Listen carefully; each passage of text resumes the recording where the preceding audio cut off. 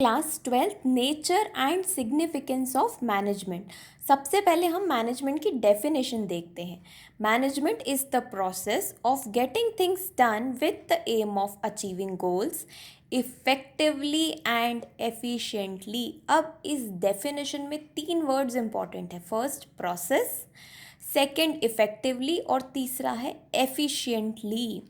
Process का मतलब क्या होता है?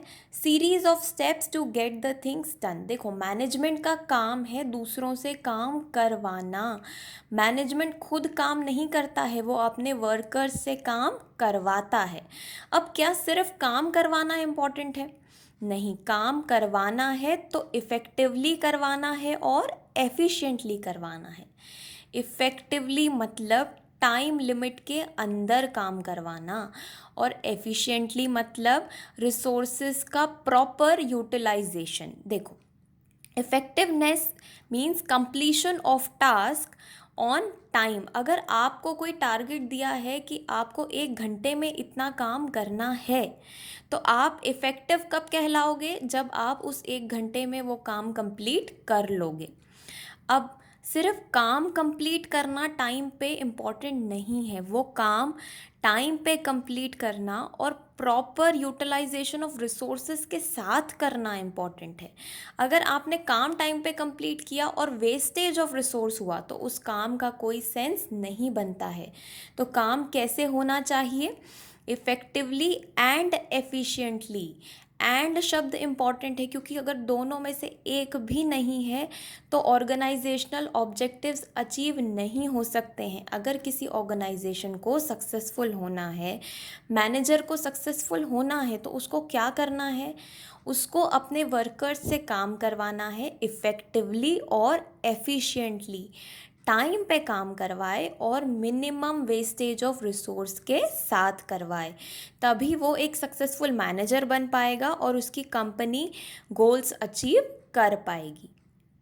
देखो, यहाँ पर एक इम्पॉर्टेंट लाइन है, both effectiveness and efficiency are necessary for prosperity of an organization. अगर एक ऑर्गेनाइजेशन को आगे बढ़ना है, मार्केट में सर्वाइव करना है, तो उसको काम कैसे करना है? इफ़ेक्टिवनेस के साथ और एफिशिएंसी के साथ। टाइम लिमिट के अंदर काम करना और बिना वेस्टेज के काम करना। इसका मतलब रिसोर्सेज को जुडिशियसली यूटिलाइज करना। अब आ जाते हैं फीचर्स ऑफ मैनेजमेंट की तरफ। पहला फीचर क्या है मैनेजमेंट का? Management is goal oriented process. देखो, अगर हम हमारी नॉर्मल लाइफ में भी देखें तो हम बिना टारगेट के कोई काम नहीं करते हैं। एक स्टूडेंट के नज़रिए से देखो, हम एग्ज़ाम्स के लिए पढ़ते हैं तो हम एक टारगेट डिसाइड करके रखते हैं ना कि मुझे 90% लाना है, मुझे 80% लाना है। तो हमारी जो मेहनत होती है वो उसी डायरेक्शन में होती है, उस टारगेट को अचीव करने के लिए होती है। तो वैसे ही मैनेजमेंट भी गोल ओरिएंटेड है। इसका मतलब जो टारगेट्स उसने डिसाइड किए हैं उसका अचीवमेंट करना चाहता है management. Management aims at achieving organizational objectives. जो ऑब्जेक्टिव्स उसने बनाए हैं वो उसके तरफ बढ़ना चाहता है। उसका कोर्स ऑफ एक्शन कैसा होगा? उसी डायरेक्शन में होगा। अब इसको एक एग्जाम्पल से समझते हैं। If the target of a company is to sell 1000 mobiles. अब टारगेट क्या है? 1000 मोबाइल्स सेल करना। Management will plan the course of action to sell 1000 mobiles. जो टारगेट उसने सेट कर रखा है उसी डायरेक्शन में वो एक्शंस लेगा। वो ऐसे डायरेक्शन की तरफ नहीं जाएगा जहां उसका टारगेट अचीव नहीं हो सकता। ठीक है, तो मैनेजमेंट का काम क्या है? जो ऑब्जेक्टिव्स आपने सेट किए हैं, आपके एक्शंस भी उसी डायरेक्शन में, उसी ऑब्जेक्टिव को अचीव करने के लिए होने चाहिए। अब देखते हैं सेकंड फीचर क्या है मैनेजमेंट का। Management is pervasive. परवेजिव का मतलब present everywhere. Management is present everywhere. देखो, चाहे घर हो, स्कूल हो, हॉस्पिटल हो, हर जगह मैनेजमेंट की ज़रूरत पड़ती है। ऐसा नहीं है कि सिर्फ बिजनेस ऑर्गेनाइजेशंस में ही मैनेजमेंट होता है। मैनेजमेंट हर जगह है। हमारे घर में भी हमारी मम्मी घर को मैनेज करती है। अगर मम्मी एक दिन के लिए भी घर में नहीं है तो घर में पता चलता है कि यहाँ पर मिसमैनेजमेंट है, हमें फील होती है वो चीज़ें कि यहाँ कुछ मिसिंग है। तो चाहे बिजनेस ऑर्गेनाइजेशन हो, नॉन बिजनेस ऑर्गेनाइजेशन हो, स्कूल, हॉस्पिटल, क्लब, कुछ भी हो, हर जगह मैनेजमेंट ज़रूरी है, हर जगह मैनेजमेंट प्रेजेंट होता है। और ऐसा नहीं है कि सिर्फ इंडिया में ही है, पूरे वर्ल्ड में यूनिवर्सल फिनोमेना है ये मैनेजमेंट। ठीक है, अब चलते हैं थर्ड फीचर की तरफ। नेक्स्ट फीचर है मैनेजमेंट इज़ मल्टी डायमेंशनल। अब क्या डायमेंशंस हैं मैनेजमेंट के वो देख लेते हैं पहले। Management of work, management of people and management of operations. सबसे पहले मैनेजमेंट ऑफ वर्क क्या है। देखो, मैनेजमेंट क्या करता है, मैनेजमेंट काम करता है तो क्या किस लिए करता है, अपने ऑब्जेक्टिव्स अचीव करने के लिए करता है ना। जो गोल्स उसने डिसाइड किए हैं उनको अचीव करने के लिए करता है। अब जो टास्क है वो कैसे होना चाहिए, इफ़ेक्टिवली और एफिशिएंटली होना चाहिए, ये हमने पहले भी देखा। तो वर्क क्या है, देखो अगर किसी हॉस्पिटल की बात की जाए तो वहाँ का वर्क क्या है, ट्रीटिंग पेशेंट्स। स्कूल का काम क्या है, प्रोवाइडिंग एजुकेशन। अब अगर आपकी ऑर्गेनाइजेशन का मेन काम ही आप नहीं करोगे तो कैसे चलेगा, आपके गोल्स अचीव हो सकते हैं क्या, बिल्कुल नहीं हो सकते। तो स्कूल का काम क्या है, एजुकेशन प्रोवाइड करना। स्कूल का मैनेजमेंट क्या देखेगा कि बच्चों को अच्छी एजुकेशन प्रोवाइड की जाए। हॉस्पिटल में काम क्या है, ट्रीटिंग पेशेंट्स। तो हॉस्पिटल का मैनेजमेंट का ऑब्जेक्टिव क्या है, मेन ऑब्जेक्टिव पेशेंट्स को ट्रीट करना। कैसे, इफ़ेक्टिवली और एफिशिएंटली। कोई भी काम हो, मैनेजमेंट का मेन मोटिव क्या होता है, काम इफ़ेक्टिवली हो और एफिशिएंटली हो। अब आ जाते हैं मैनेजमेंट ऑफ पीपल की तरफ। देखो, सोचो अगर आप किसी बैंक में जाओ, बैंक ओपन है, सब कुछ है, लेकिन वहाँ काम करने वाले लोग ही नहीं हैं, तो क्या आपका काम हो पाएगा, बिल्कुल नहीं हो सकता है। सिर्फ बिल्डिंग रिसोर्सेज से कुछ नहीं होता है, बिजनेस के लिए काम करने वाले लोगों का होना ज़रूरी है। सबसे बड़ा असेट अगर किसी कंपनी के लिए कुछ होता है तो वो होता है उसका स्टाफ, उसके एम्प्लॉयज़ जो काम करके देते हैं। अगर आप किसी बैंक में कैश काउंटर पर जाएं और आपको वहाँ कैशियर ही ना मिले तो आपका काम नहीं हो सकता है। इसलिए मैनेजमेंट ऑफ पीपल इम्पॉर्टेंट है। आपको एम्प्लॉयज़ को खुश रखना है, एम्प्लॉयज़ की नीड्स का ध्यान रखना है और एम्प्लॉयज़ से काम कैसे करवाना है ये भी आपको ध्यान रखना है, क्योंकि बिना आपके स्टाफ के आपका बिजनेस नहीं चल सकता है। काम करने वाले लोग ही नहीं होंगे तो आपके गोल्स भी अचीव नहीं हो सकते। अब थर्ड डायमेंशन जो था वो है मैनेजमेंट ऑफ ऑपरेशन। देखो, मैनेजमेंट ऑफ ऑपरेशन क्या है, मैनेजमेंट ऑफ वर्क और मैनेजमेंट ऑफ पीपल का कॉम्बिनेशन है। कैसे, ये लाइन इंपॉर्टेंट है यहाँ पर, deciding what work has to be done, how it has to be done and who will do it. क्या काम करवाना है, कैसे करवाना है और कौन करेगा, ये तीनों चीज़ें आप किस में कवर करोगे, मैनेजमेंट ऑफ ऑपरेशंस में। ठीक है, तो 3 डायमेंशंस हमने देख लिए, management of work, management of people और मैनेजमेंट ऑफ ऑपरेशन। अब आते हैं नेक्स्ट फीचर की तरफ, management is continuous process. Continuous का मतलब जो चलता ही रहता है, रुकता नहीं है। देखो, management is a never ending function. क्यों नेवर एंडिंग फंक्शन, देखो मैनेजमेंट में बहुत सारे फंक्शंस आते हैं। कौन कौन से फंक्शंस हैं, प्लानिंग, ऑर्गेनाइजिंग, स्टाफिंग, डायरेक्टिंग और कंट्रोलिंग। ये चीज़ें कंटिन्यूसली चलती ही रहती हैं। पहले आप प्लानिंग करोगे, फिर आप रिसोर्सेस ऑर्गेनाइज करोगे, रिसोर्स ऑर्गेनाइज कर लिए तो काम करने वाले लोग भी चाहिए। अब लोगों को जब तक आप नहीं बताएंगे कि कैसे काम करना है वो काम नहीं कर सकते। तो नेक्स्ट काम क्या आता है, directing, giving instructions to your staff. आपके स्टाफ को गाइडेंस देना कि वो काम कैसे करना है। अब एक बार स्टाफ ने काम करना शुरू कर दिया तो आपका लास्ट स्टेप क्या होता है, कंट्रोलिंग। मतलब ये चेक करना कि स्टाफ जो है, जो काम सिखाया गया है उनको, वो अच्छे से हो रहा है कि नहीं हो रहा। क्योंकि अगर काम जैसा डिसाइड किया गया है वैसा नहीं होगा तो गोल्स भी अचीव नहीं हो सकते। तो अगर एक मैनेजमेंट को अपने गोल्स अचीव करने हैं तो कंट्रोलिंग फंक्शन उसके लिए बहुत ज़रूरी होता है। ये काम कंटिन्यूसली चलता रहता है, इसलिए हम कहते हैं कि मैनेजमेंट इज़ कंटिन्यूस। एक के बाद एक फंक्शंस चलते रहते हैं। कंट्रोलिंग के बाद फिर आप नए टास्क के लिए प्लानिंग करोगे, ऑर्गेनाइजिंग करोगे, स्टाफिंग करोगे, तो ऐसे ये कंटिन्यूसली चलता ही रहेगा। अब देखते हैं नेक्स्ट फीचर क्या है। नेक्स्ट फीचर है management is a group activity.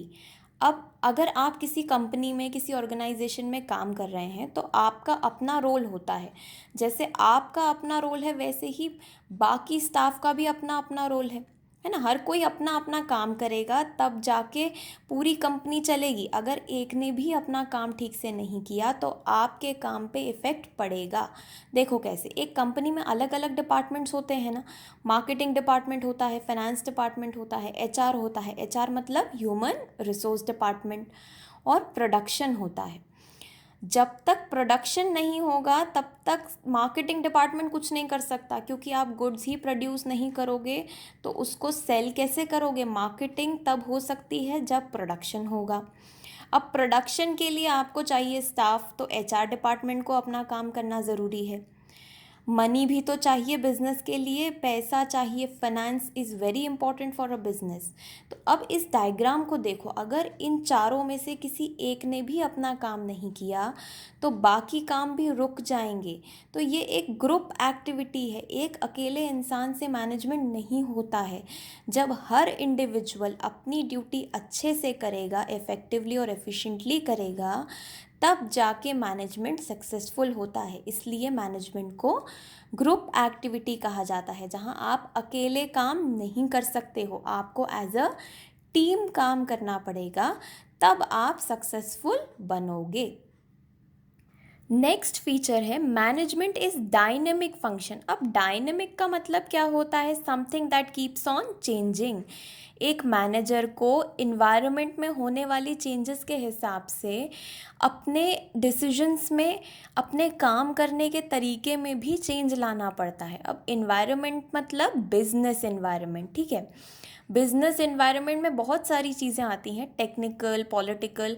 अगर इन डिपार्टमेंट्स में कुछ भी चेंज होता है तो सीधा असर बिजनेस पे पड़ता है। तो बिजनेस को क्या करना पड़ेगा, अपनी प्लानिंग में, अपने ऑब्जेक्टिव्स में टाइम टू टाइम चेंजेस करने पड़ेंगे इन्वायरमेंट के हिसाब से। इन्वायरमेंट मतलब आपका बिजनेस इन्वायरमेंट। देखो इसका एक एग्जाम्पल देखते हैं हम।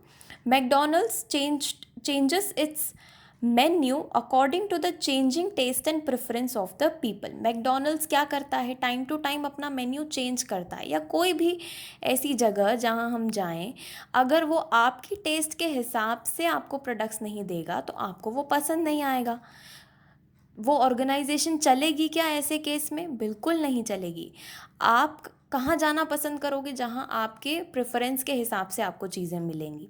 तो अगर मैकडॉनल्ड्स अपना मेन्यू चेंज नहीं करता लोगों की टेस्ट और प्रेफरेंस के हिसाब से, तो वो आगे नहीं बढ़ पाता, वो ऑर्गेनाइजेशन सक्सेसफुल नहीं हो पाती। ये मैनेजमेंट का एक फेलियर हो जाता। लेकिन मैकडॉनल्ड्स ने चेंजेस के हिसाब से अपने आप को भी बदला, तो वो मार्केट में सरवाइव कर पाया। ठीक है, तो अगर आपको बिजनेस में सरवाइव करना है, मार्केट में सरवाइव करना है, तो आपको क्या करना पड़ेगा, इन्वायरमेंट के साथ अपनी ऑर्गेनाइजेशन में भी चेंजेस करने पड़ेंगे ताकि आप सक्सेसफुल हो सको। इसलिए हम कहते हैं management is a dynamic function, क्योंकि आपको उसमें कभी भी चेंजेस करने पड़ सकते हैं। जैसे जैसे कॉम्पिटिटिव वर्ल्ड चेंज होगा वैसे वैसे आपको भी अपने मैनेजमेंट में चेंज करना पड़ेगा, अपनी एक्टिविटीज़ करने के तरीक़ों में चेंज करना पड़ेगा। ठीक है, अब चलते हैं नेक्स्ट फीचर की तरफ जो है इंटेंजिबल। देखो मैनेजमेंट को हम देख नहीं सकते हैं, लेकिन मैनेजमेंट को फील कर सकते हैं, है ना। अगर कहीं मैनेजमेंट की कमी होती है तो वहाँ कोऑर्डिनेशन नहीं होता है, तो पता चलता है, हमें फील होता है कि वहाँ मैनेजमेंट की कमी है। जैसा कि हमने पहले देखा था, घर में मम्मी पूरा घर मैनेज करती है ना, तो अगर एक दिन भी मम्मी घर में ना हो तो हमें वो कमी महसूस होती है ना, हमें फील होता है कि यहाँ कुछ मिसिंग है, यहाँ पर मिस मैनेजमेंट हो रहा है। तो मैनेजमेंट को आप फील कर सकते हो। अगर सब कुछ प्रॉपर है, सब कुछ ऑर्डर में है, तो हम क्या कहते हैं, यहाँ का मैनेजमेंट बहुत अच्छा है, क्योंकि हमने उसको फील किया है। लेकिन अगर कहीं पे कोऑर्डिनेशन नहीं है, बहुत ज़्यादा मिसमैनेजमेंट हो रहा है, तो क्या होता है कि यहाँ मैनेजमेंट अच्छा नहीं है। आप एक्टिविटीज़ को फील कर सकते हो, वहाँ एनवायरनमेंट को देख के आप बता सकते हो कि वहाँ मैनेजमेंट है या नहीं।